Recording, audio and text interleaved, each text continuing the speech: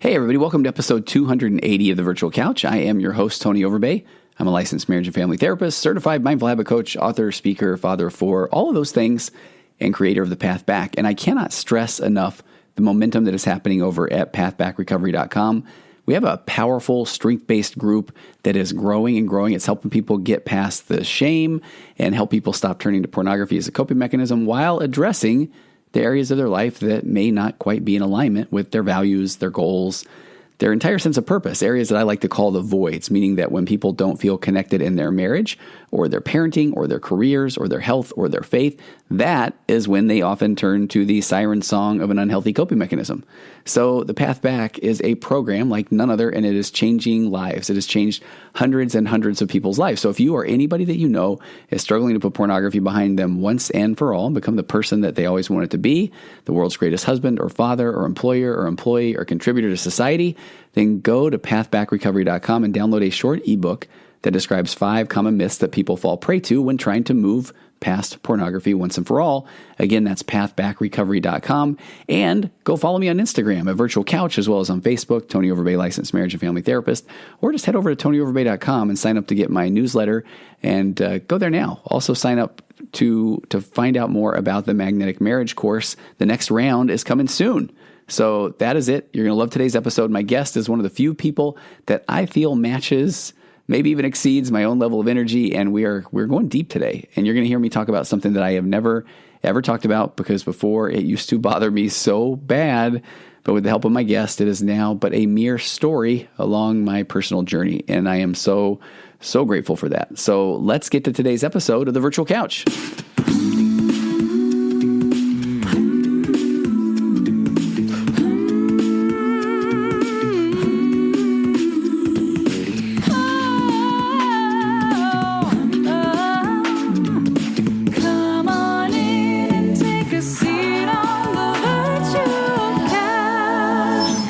Very old man. I'm 51. I think I'm pushing 52. And I'm talking when I was in my 20s. So this is 30 years ago. So older probably than my guest that I will announce very soon. And if you've already seen in the notes, it's my buddy, Preston Pugmire. Preston, are you under the age of 30? The age of 30? I am not under the age of 30, my friend. Okay. But so I go back like probably 25, 26 years ago. I'm with a group of friends. My wife's there with me, and we go to this magician, and it was actually in the Salt Lake area. And I remember his name was Vandermeed, and he brought people up on stage and he said a bunch of things, and they did the classic cluck like a chicken or bark like a dog or that sort of thing. But one of my friends really close to me goes up on stage, and they have her lock her hands together, and she couldn't pull her hands apart. And I know that she was hesitant to even go up there. And so then finally he just taps her on her head and she comes back down. And I just said, okay, what just happened? And I've never seen this look in my whole life. She said, I have no idea what just happened. And I can still, whenever I see her today, I can say, he would say this thing, hands locking tighter and tighter. So if I say that to her, then all of a sudden she's like, she gets this weird look on her face to this day. And so I always thought, man, that's fascinating. So fast forward last year. And about a year and a half ago, Preston and I are preparing the materials for our Magnetic Marriage course. And there's a particular module that's really about taking ownership, taking control of your life. And so Preston had said to me, don't tell me anything about a particular issue that maybe you have a challenge with, and bring it in and we're going to film it live. And I'm going to work this module with you. And I thought, oh, that'll be cute. Preston, this will be fun. And so I bring in this thing that was eating me alive. It really was. And I am telling you, by the time we were done with this module, all of a sudden, I'm now like my friend coming off the stage from Vandermeed. And I'm just sitting there thinking, I have no idea what just happened, but I really don't care about this thing that was driving me crazy. And here we are, what's it been now, over a year since we probably did that, Preston? And to this day, even in preparation for our podcast today, I tried to think about this thing and give it some energy. And it just isn't there. And I've said to Preston, I don't know what voodoo you did on me, but it was amazing.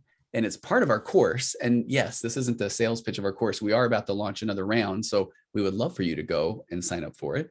TonyOverbay.com/magnetic. It's coming on September. What is it? It's September 13th. 13th. Yeah. Starting on the 13th. So we would love for you to do that. but I have been telling Preston, I want to get him on the podcast for so long to talk about this module. And so Preston, I want you to drive. I want you to talk about what is the voodoo or magic that you did. Could you snap your fingers right now? And all of a sudden I'm barking, saying something weird. Okay. So I love that you're talking about this. So I'm not a hypnotist. Okay. Fair point. Okay. Yeah. But what I am is I'm a life coach for business owners and entrepreneurs and just people who are interested in designing their life, people who are interested, like they're drifting, they're a little bit stuck, and maybe they're crushing it in some areas, and then they have some things that just like a little bit of blocks, and so I help them remove those blocks. But one of the things that I did with you, like, let's take it back to Vandermeet. I mean, like he said he had her put her fingers together and clasp them, then she couldn't unlock them. Yeah. But what I'm going to do, and what we're going to do during this podcast, is we're going to pull back the curtain. We're going to reveal like what that looks like and what it means, not from the hands clasped together perspective, but from what it means to allow yourself to remove the blocks in your life, the things that you keep running over and over and over in your head, the parts of your life where you're stuck, either in your business or in your relationship or in your personal, I don't know, just like your relationship with your creator or in your health and fitness. These are the areas of life where you can get stuck. And the thing that's fascinating to me is that when people have the courage to be able to understand how to take control, then it becomes simple. The analogy that I use is, if you're driving along, you got this amazing Lamborghini, you just bought it and it's just phenomenal. And you're so excited to drive it, and you get in there and you push the gas down and it won't go. You're like, why isn't this going? Like, it's just like, it feels like you're driving it through water. Like, what's happening? So you get out and you're like, maybe it needs different fuel. So you change the octane level on the fuel. Then maybe it needs an oil change because it's still feeling sluggish. Or maybe I need new seat covers, right? So I get new seat covers. This is a metaphor, by the way. And you need new seat covers, and you try that and it's not working. And you're like, what should I do? Because it needs a different color. So you paint the thing and it just won't go. And it turns out you had the e-brake engaged the whole time. I've maybe done that before. Okay. And so the emergency brake doesn't prevent the car from moving at all. It just, if you drive it with the e-brake engaged, it just makes the car smell funny, right? And it's just like, it feels like there's something you can't break through it. That's what I help people do, is release the emergency brake in their life so that they can use the same amount of effort. I think if we release the emergency brake on the Lamborghini, all of a sudden you push the gas, same amount of effort as before. Everything just works.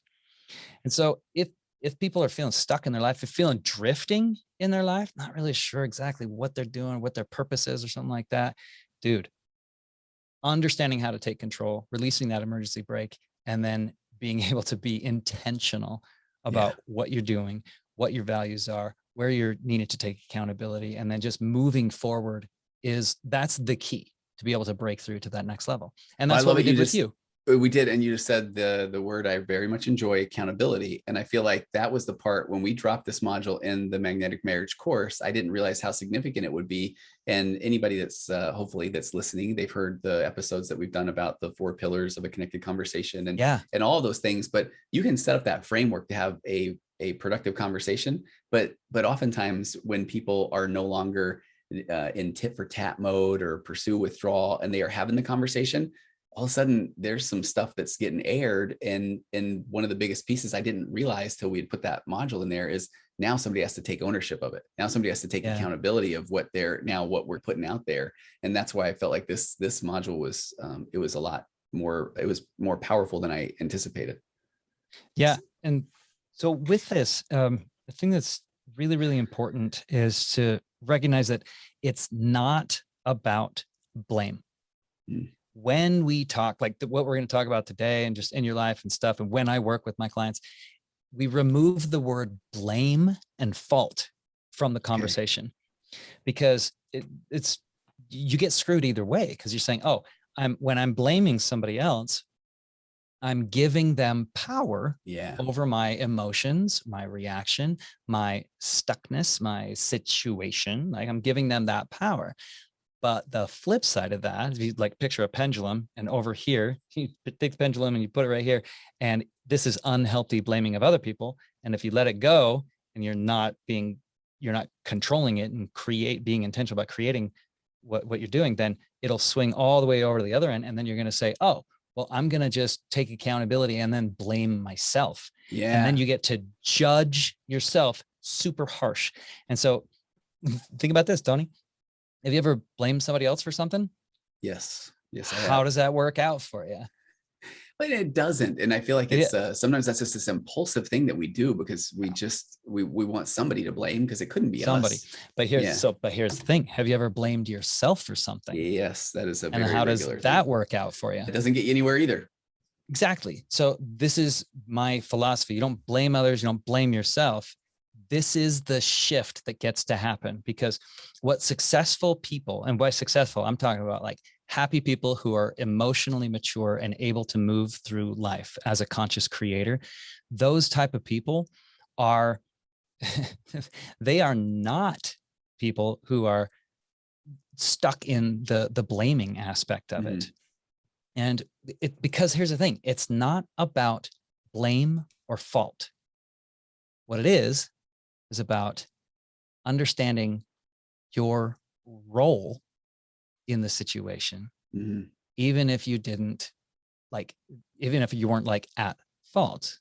And when you understand your role in the situation, remove the fault and the blame from it, then you can actually create something that works moving forward. Because people that are stuck, people that are unconscious, people that are reacting, people that are drifting, people that are holding grudges or not being able to live the life that they want to live, those people are stuck in the blame cycle, whether it's with other people or with themselves. And it is a real paradigm shift to get out of the blame energy and get into the 100% accountability. And here's a good example of this. And we talk about this is with a red light, right? If you are at a red light and you have driven there with your hands are at 10 and 2 and you're driving the speed limit, you're not talking on your cell phone, you're not texting, you're being a good driver, right? Conscious driver. Then you stop at a stoplight and then boom, you get rear-ended. It's so easy. Our brain wants to, and I guarantee the people that are listening to this, their brain is going to fight against what I'm about to say. Absolutely. I knew that. I was thinking about this one earlier. Right? And what if I told you that if you removed the word fault, and I'm not talking from an insurance perspective. Yeah. Right. Okay. Let the insurance people, let the police, okay. You were parked. You were at a red light there. It's not your fault. It is their fault. But if you take that out of the equation, what it allows you to do is move forward. Because if you say, no, it's their fault, I was doing everything right, they're to blame, then, okay, you've given all your power to them in that situation. And I'm not talking about insurance. So the question to ask yourself is, instead of, well, what's my fault in this? You just say, what's my role in this? Yeah. And so if I ask you that, what's your role in getting rear-ended? It's so funny because even though I know where we're going with this, I still find myself wanting to say, okay, but it's really not but then again, it's not the word fault. The role was I was in a car sitting at a red light and a car ran into me. That was my role. I was there. I drove. You were there. I was there. You drove there. Yeah. You were there. And I've been hit. Like I've been hit in a car where it wasn't my fault, right? From the insurance perspective. But here's the deal, man. Like you were there. And sometimes that's all it takes, because if you really think about it, if you weren't there, you wouldn't have gotten hit. And so no judgment, right. Man. That's the thing is, you'd be like, well, me being there didn't warrant, like, that's a pretty aggressive punishment for the crime of being at that red light. Agreed, man. Absolutely. Agreed. Again, not what we're talking about. because when you do that, you go down the path of, well, yeah, but, and it turns into, so and this will get into what you were dealing with when we did this module in my office, but like when you have a situation that occupies your mental state and you can easily rehearse it and you can tell the story to yourself or to other people, and it gives you any sort of negative energetics, when you talk about like emotional energy, if it gives you any of that, then chances are you're holding on to it and you're giving it power. Yeah. And so when you say, if you're at the red light, you'd be like, oh, I was there, I got hit. What am I going to do about it now? What am I committed to as I move forward? Like, what is it? Because there's a lot of questions you can ask yourself, and we'll get into those. But I just wanted to set that up with the context of like accountability and what your role is in things so that we could have this conversation. So go for it, man. When you came in, like, tell me where you're at, and then what you experienced as we had the accountability and the taking control situation. After full confession here, Preston, I went and found our module, and then I watched this part again because I just wanted to feel that you could feel my energy as I was describing this event that happened for the first time. And I can't even get back to that place from a negative energy standpoint. But so I shared with Preston something that I still have only shared it in our course, but it was this experience where for 6 years, I ran around a track in my local city, and I did that to raise money for kids and schools. Sounds very noble. And it was an entire community event. One year I ran 111 miles. The peak year was 125 miles. I would come out in a limousine somebody donated, and the kids are all around the track, and the middle school band learned to play Rocky or Eye of the Tiger. I mean, the news was there every year, and I would run with the kids all day during their PE classes, and they would all come out, and there was photo ops and everything. And then at night we would have this community event. There would be food trucks, and there would be a DJ, and people would stay all night and run with me around this track. And there would be lights, and people are playing kickball and soccer on the infield of the track, and there's tents set up. And then when I finally finish and cross the finish line at 8 a.m. the next morning, then there's a community 5K that was held. And so it was an amazing event, and it raised thousands of dollars every year. It was back when there were budget cuts happening, and there were threats of removing school sports and music and all kinds of art. And so we were doing this to raise money and to build this sense of community. And it was one of the greatest things that I've been a part of. And it was scary when I volunteered to do it. And my kids all went through that middle school. And so they got to, be the person that their dad's doing this thing and running the track. And I mean, it was amazing, Preston. So that sounds cool. I can right? feel it. I can feel I know, it, right? man. You're leading up to, are you about to break my heart, man? Yes, I am. So year 7, I'm excited. I really am. And it's in the November timeframe. I remember very well. And I'm at a wedding reception, as a matter of fact. And the event was always in April or May. So we're months before the event. And someone came up to me and they just said, hey, I don't know. I just want to let you know, give you a little heads up that there's new people in the parent teacher organization, and new parents there, and there's new administrator at the school. And I just want to let you know, they're going to let you know they don't want to do your event anymore. And I was devastated.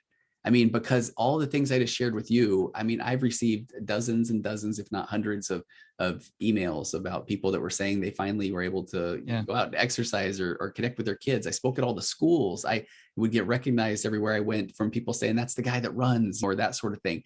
And so right here over a punch bowl at a wedding of somebody I barely knew, I'm being told, yeah, we don't really want you to do that anymore. Thanks. And what did it feel like, man? It felt horrible. And I just felt like I didn't even know what to say. And I remember feeling just so invalidated, unappreciated. I wanted to just defend myself. I went to my wife and I just said, they're taking the runaway. And she's like, what are you talking about? And I couldn't even get all the words out because I just thought, but this is what we do. This is our community thing. This is so, this is a great thing.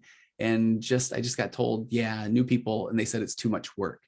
And then I started feeling all of these emotions around, they think it's too much work. How about the guy running the 125 miles that also goes and takes time off of work the 2 or 3 weeks leading up to it and goes and speaks at all of the schools and tries to get kids motivated, and then tries to get people to, and goes and talks to the corporations and tries to get donations. And but they don't want to take the Friday off and go out there and right. Anyway, so you can see I can there we go. Well, I mean, even what's happening right now, I can Yeah. tell you that there's elevation. It's not like you're emotionally elevated, but there's a different energy behind it now than there was before. Yeah. Because now it's remembrance rather than current. Yeah. You know, like this, because you can just like get yourself out of it now. Absolutely. So one of the things that's cool is that with people that I work with, there's so many opportunities to have this type of a thing, whether it's with your spouse, whether it's with your job, whether it's with your boss, whether it's with your kids. So many opportunities to get elevated. And a lot of people say triggered, right? Yeah. You get triggered by things. And I'm not talking about like it's your fault, but when you realize and recognize your role in the situation, it allows you to take the power back emotionally that you had given to them, that they didn't even know that you had given them. Yeah. They have no idea that you're feeling this way, that it's affecting you this much. I've had so many things in my life with just acquaintances, with friends, with family members, things where they didn't know that I was giving them this power and I was allowing them to direct and dictate the direction of my life. And so that's what happens with drifting, man. We use that word a lot, but so often we just either are stuck or we're drifting, and it's because we're waiting for something external to create an emotional situation for us. And so the language that I use it's unconscious reactor versus conscious creator. So when I say unconscious, what I mean is you're just simply not aware. Because when we have limiting beliefs, we don't recognize them as limiting beliefs. We recognize them as observed facts. And somebody who is reacting to things in their life is thinking that they are just being acted upon by all these external sources, and they're just simply reacting to everything. But really what's happening is that they are allowing these external sources to be the origin of their emotional state. Okay. And so when you show up that way, then you're never going to be able to get out of that loop. It's a really self-reinforcing loop. And so that's why I said it takes courage to be able to do this, because like when I work with clients in Next Level Life, what it looks like is when they are committed at a level 10, they have the courage to be able to say, I am going to take a look at myself and my circumstances from a completely different perspective. And that perspective is going to be the thing that's going to set me free. And it's going to break me out of the self-referencing loop that I'm in my life. And that's where I'm talking about being stuck or being drifting. You're just going in circles in some area of your life because you're not being intentional about it. And when I talk about designing your life, going from drift to design, a lot of times people, it's the first time they've heard that, because they just like, you grow up and you do this and you do this, and then this happens and this happens, and you do what you're supposed to do. And there seems to be some sort of set path for you, and you're just following the path. But that is somebody who is unconsciously reacting to their circumstances. And then the flip side of that is you're consciously, meaning intentionally, creating your circumstances. And you cannot create from a victimhood state. Okay. If everything is acting from, or if everything is acting to you and at you, if you're being acted upon in every aspect of your life, then you are in a victimhood state and you cannot take accountability from that state. And then you cannot create from that state. I know that a lot of things rhyme there. That's unintentional.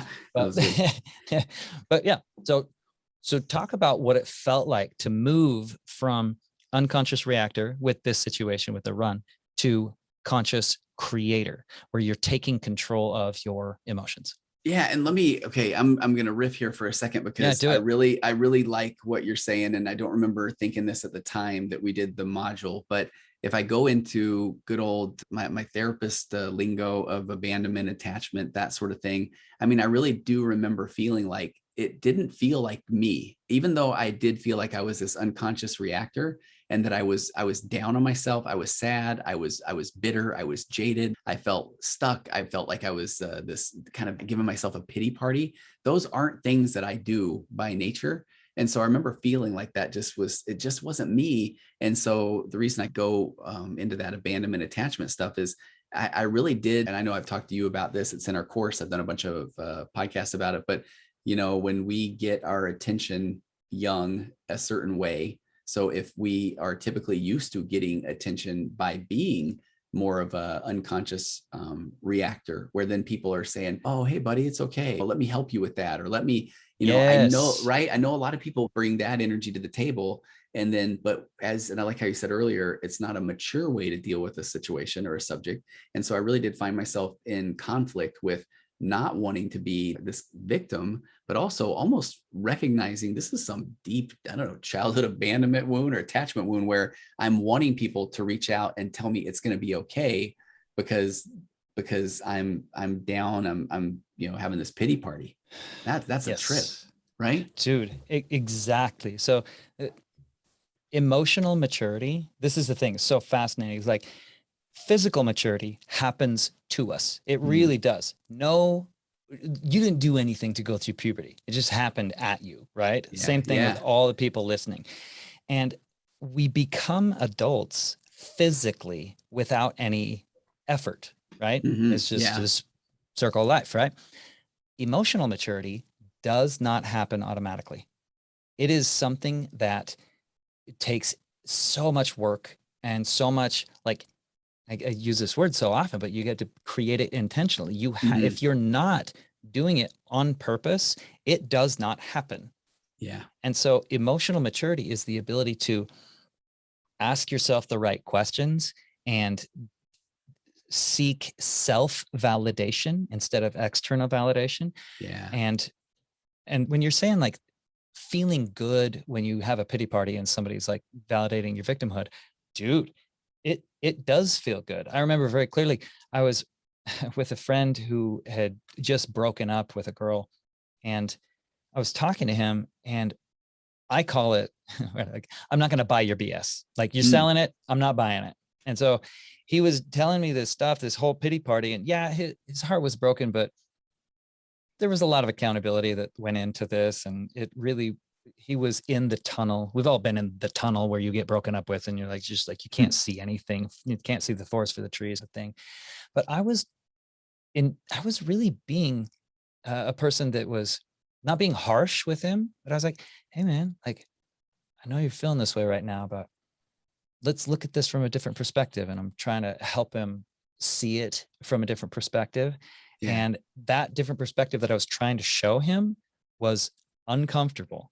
And I was asking him questions that he did not want to answer right now because it would force him to not be in victimhood mode. Yeah.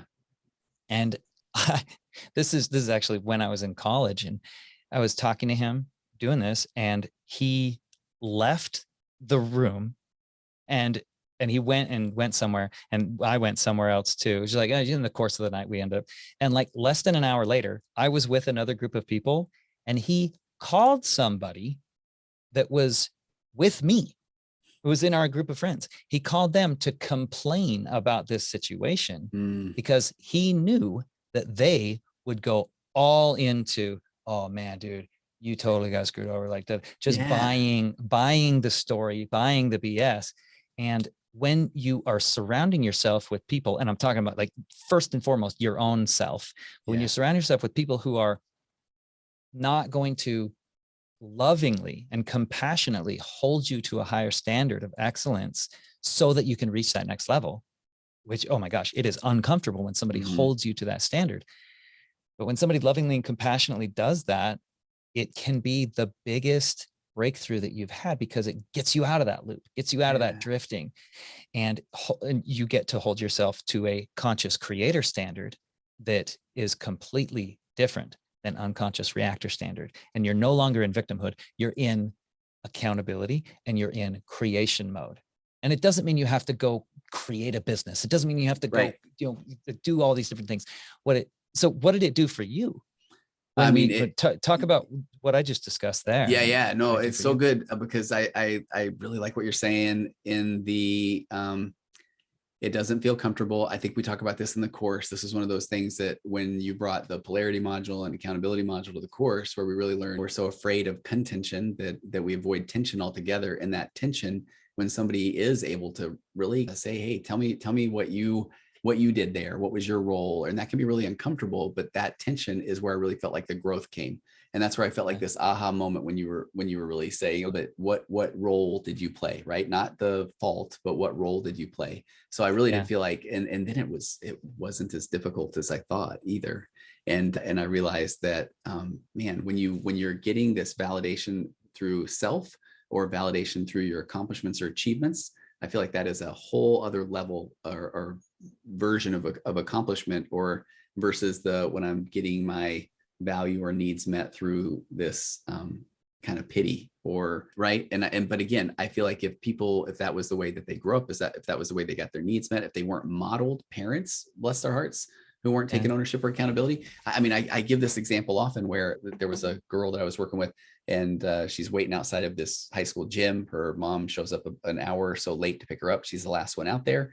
And then the kid gets in the car, the kid's angry. And the mom says, hey, don't you raise your voice with me. Do you realize what I've been through today? And this isn't all about you. And I even thought, man, even that is modeling not taking ownership or accountability.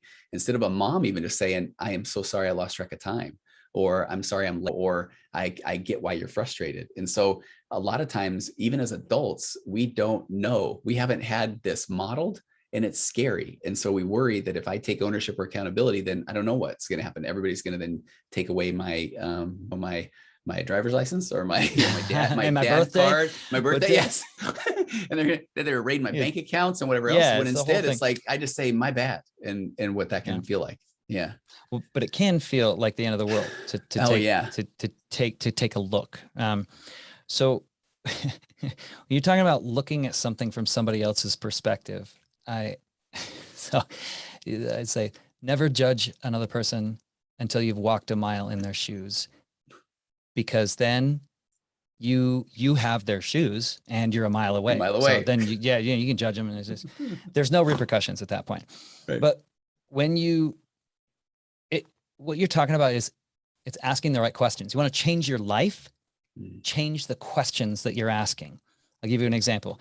Say you're in a boat and you're out in the ocean and you got 10 people on the boat and it starts to get synced, I think is the correct word. The boat starts to go down.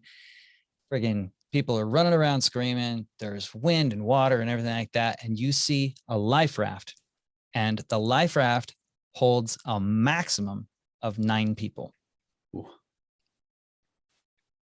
How do you decide which person doesn't get on the boat?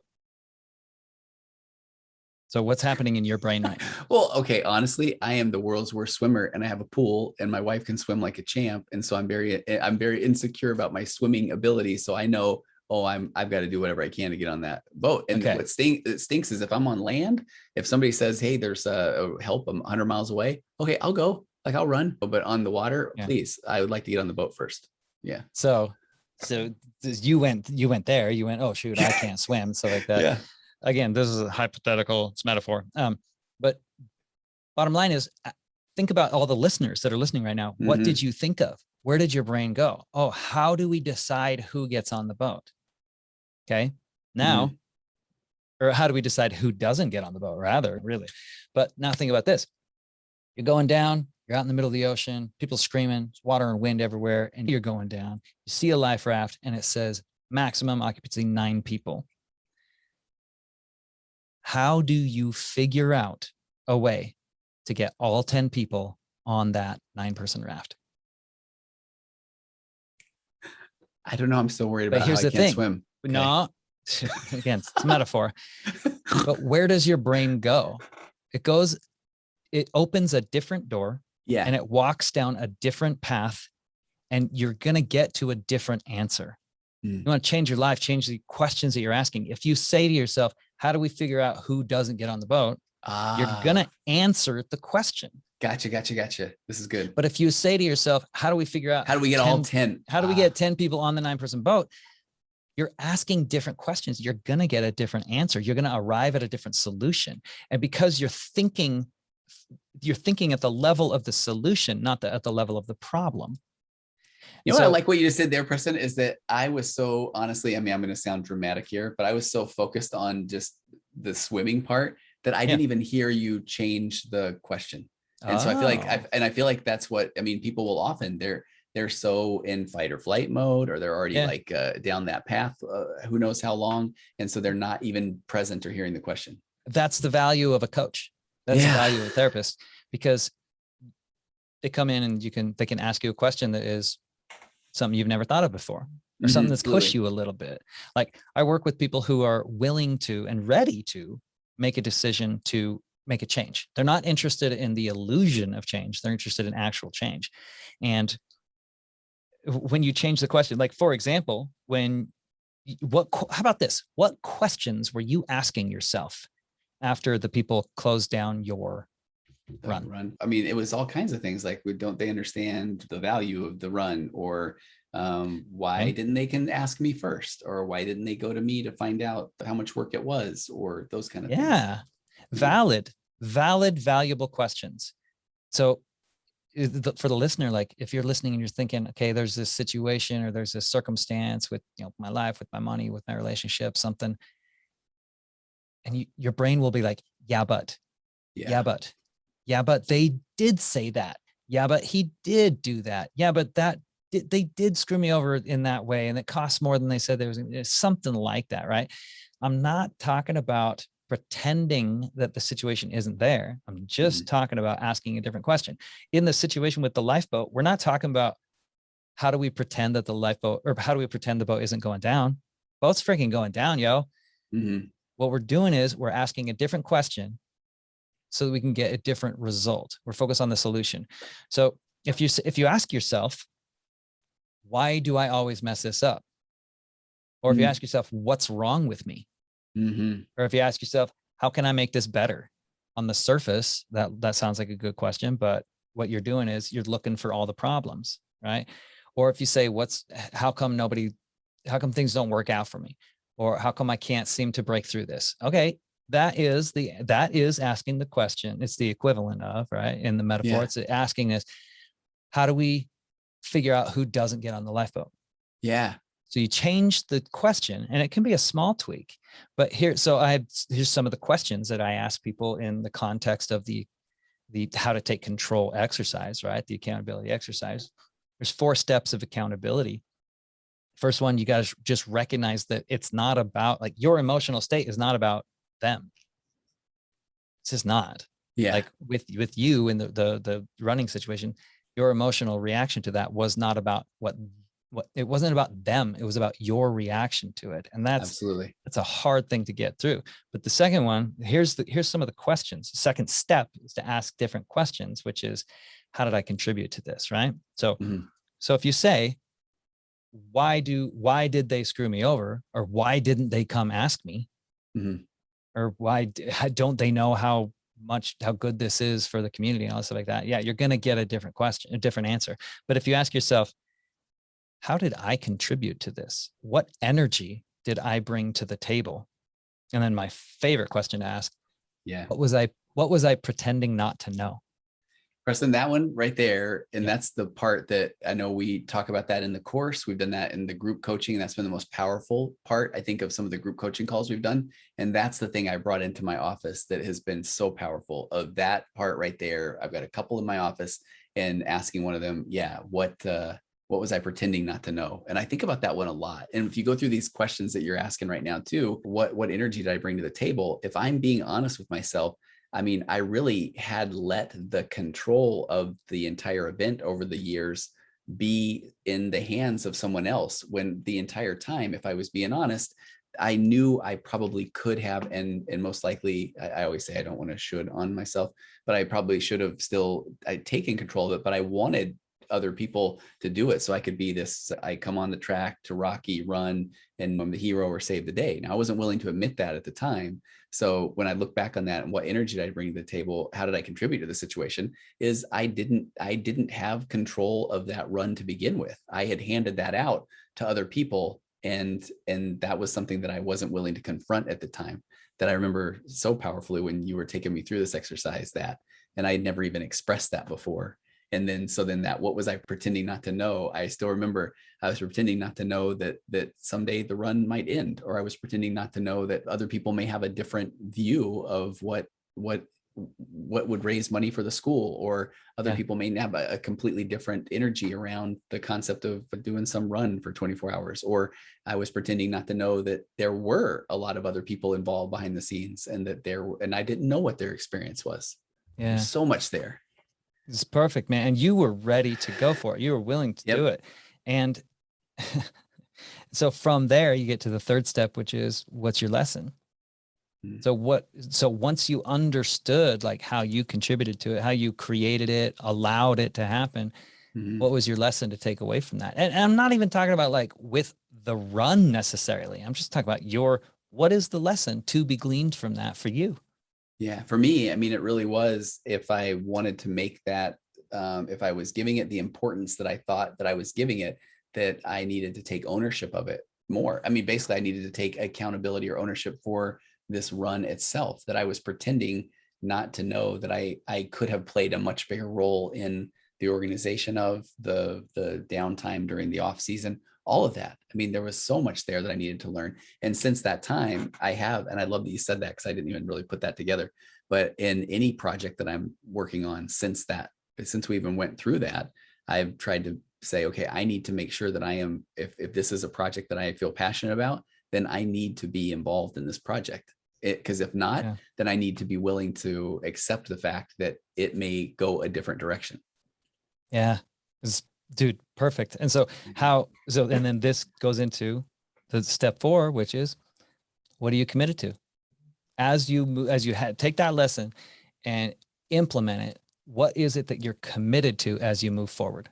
Yeah. And for me, then it's, if I am going to be involved in a project and I really feel like it's something that I want to invest my time and energy into, then I need to take ownership and accountability of the project and my role in it, and not just sit back and just let it happen and then get, I think, butt hurt, as the kids say, when all of a sudden it isn't going the way I want it to. That's how, I can't. So how has that shifted? So from last year to now, how has that shifted the way that you interact with people in your business and in your family and in your life? Ownership, taking ownership and accountability. I mean, I felt like that was something that I was pretty good at, but I feel like I wasn't even aware of the level of things that I maybe would just pass along as something that I wasn't taking accountability or ownership of. And so now it goes from everything of, if I didn't get back to somebody, instead of oh man, I meant to get back to you, it's like, hey, I completely spaced responding back to your text, or I didn't write that down, or my bad. My bad has become something that has been so powerful. And boy, I have to tell you too, there was an ecclesiastical leader that I was working with they were paying for someone's services, and they owed me a little bit of money. And so I was sending this invoice out and I'm getting nothing back. And I was starting to get really frustrated, and I don't know how to be frustrated. I'm a very kind person, in general. So I'm trying to muster up this, like, okay, this is very frustrating. And at one point, boy, he responded back and he just said, hey, no excuses. I blew it. I just didn't respond to you. And I literally wrote him back and said, that's awesome. Thank you. I have nothing to say to that. And I really felt like, thank you. Or when one of my kids says, when they come in and they say, man, I blew it. Sorry, I did this or whatever. It's like, I'm leaning in. Hey, no, I appreciate it. We're human. No, thanks for taking ownership of that.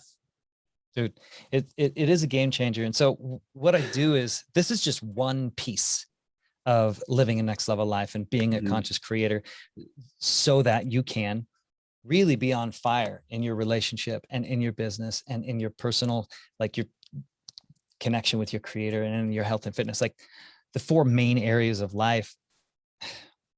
When you are being intentional. You have a set of values. You have a personal mission statement.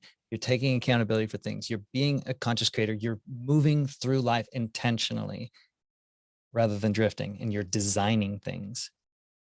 That is the secret to leveling up. And so it's been so fun, man. I began this coaching business like 3.5 years ago, and to be able to work with people like at a high level is, you see people, you change people's lives all the time. You change mine, man. Like, I think that working with a therapist is really, really important. I work with a therapist. His name is Tony Overbay. And and then also working with a coach. Yeah. Like, a therapist is going to be able to assist you with like what has gotten you to this point, like understanding a lot of the origins of things. And then a coach helps you say, okay, now what do we do moving forward? Like a very specific set of actions and like a framework and a path to be able to like have that structure, be like, oh, boom, boom, boom, boom. Now I know where I'm going, what I'm doing. And there's a energy and a purpose to how I'm approaching life in general. And that's the 1-2 punch, man. It is. I'm smiling and laughing because it's like you literally coached me through this, and it's game changer. And then the modules we did on polarity, game changer. And I'm smiling because I can still remember sometimes when we were talking about other things to do, you'd say, all right, so what do I do next? Or I'm like, yeah, I know, right? Yeah, what do you do? You're like, no, like literally, what do I do next? I'm like, I mean, I don't know, man. So, but here's some more real cool things I can say. Like, that motivates you, right? You're talking about when we began Yes. working together. Yeah. I was like, I want you to tell me, okay, cool story, bro. Like that, you just blew my mind with what you said. And I don't know what to do with it. It's like you handed me this amazing, shiny new tool. And then I'm like, but I don't know how to build anything with it. Yeah. I don't know what to do with it. And so that's where I come in with other aspects of life. I'm not an expert in the things that you are an expert in. And so it was cool. That's where I do other things. Absolutely. So that's why I couldn't wait to get you on, and the timing's good because we're gonna open back up the magnetic marriage course, and we've done 2 rounds, and honestly, it's been phenomenal. I mean, it's everything I'd hoped it would be, and more. It's cliche, but it really is. But this accountability piece did more for me personally than I ever anticipated. And I might have said this at the beginning. I don't think I gave it the energy that I wanted to, but yeah, I kind of joked about it. But when you were saying, okay, I think this would be really important to have, and I really thought, oh, it'll be nice. Preston's helped me so much put the 4 pillars together and the connected conversation scripts. And so let's throw this accountability thing in there. But boy, it is just when you can implement this accountability piece into your life, I feel like it is one of those things that's we call it a paradoxical intervention. It's the thing that is you think will be the hardest thing to do, actually is easier than you think. And then it becomes this thing that just infects every part of your life. And so it's just amazing. It's because when you operate at the level of conscious creator, when you operate at the level of emotional maturity and taking control, then you're in control, and you're designing and you're deciding where to go. And if people don't know exactly, they know that they want to know where to go. I help people figure out where they want to go. Yeah. By drawing that out of them. And that's getting them out of the drift loop. So I hope it is okay. I would love to put your info in show notes and that sort of thing. And I mean, people can reach out to you. 100%. Let's do that. I actually just opened up a couple of spots for one-on-one. Cause like in a group situation within the magnetic marriage, everybody should take the magnetic marriage course. It's so good, but sometimes you deserve a little bit more custom coaching. So if you're ready for that, if that's something that you feel like you're ready for, then definitely like I said, I've opened up a couple more spots. And so I want to be able to assist. I mean, if somebody is an audience member of Tony Overbay, then they're my people, man. Like, they are. No, I totally agree. I listen to your show. I love your show. That's how I even got to meet up with you in the first place. And so if you're thinking about that, and here's the cool thing, if you're thinking about it, right now, like if you're drawn to this, if it's for you or not, because it's not for everybody. It's just not. But if you're ready to really step it up and like get into that level 10 commitment and really figure out where you're going and what you're doing with a set of tools that's going to help you get there, then work with me. Next level life coaching. I mean, so this is what you do. Go to PrestonPugmire.com, or like, this is the best way to message me is on Facebook or Instagram. So it's Preston.Pugmire, or just Preston Pugmire on Facebook or Instagram. Just DM me and I respond to all those. So okay, I cannot wait to hear of then down the road somebody coming on and they're going to talk about their conscious creator story. And oh, beautiful, man. Right? Yeah. It'll be nice. It will. Preston, you know it is always a pleasure. We talk every week and I can't get enough of it. So I had to bring you on the show. Right. I love it, man. Thank you so much. Yeah. And so people come take the Magnetic Marriage course and you're going to get Preston and I doing some group coaching, and it will improve your marriage. That's not even enough. It will take your marriage to the next level, and it will really teach you a framework, a way to communicate. And it just puts that passion back in the marriage. And now we've got a nice track record of showing how effective that can be. So we would love to have you on board with that as well. All right. So Preston, if I could be so bold, I mean, I really do feel like, even though you were just taking me through this when we were creating the course, I mean, I really feel like I want to give my stamp of approval of somebody working with you one-on-one, because whether you know it or not, as we've created this course, I mean, I feel like you have coached me and you have worked with me one-on-one, and it really has brought a tremendous amount of new skills that I've brought into my therapy office, which has been phenomenal, but even more so in my life. I mean, the accountability piece that I pass along to my kids as well. And also just me being able to take ownership of a lot of even just the simplest things that I realized that I would just blow off as, well, this isn't as important to necessarily own. And so I really appreciate the work that you've done in helping me with that. So, I mean, if anybody is even remotely thinking about this or any of this resonated, then please reach out to Preston, because I cannot recommend him enough to help you really take ownership and accountability of your life. And then it's going to take your life to a whole different place. And I'm telling you, you only have one life to live. So just get going on it and find that purpose and then just start taking action on it. And this is a huge piece. So call my friend Preston. Do it right now. Wonderful, man. Do it. Right. Thank you so much, man. Okay. Thanks, Preston. I really appreciate it. Have a great day. Talk to you later. Okay. See me like, hang on. I'm not going to hit end. I just hit stop recording, right? Not leave. Stop recording. Pause.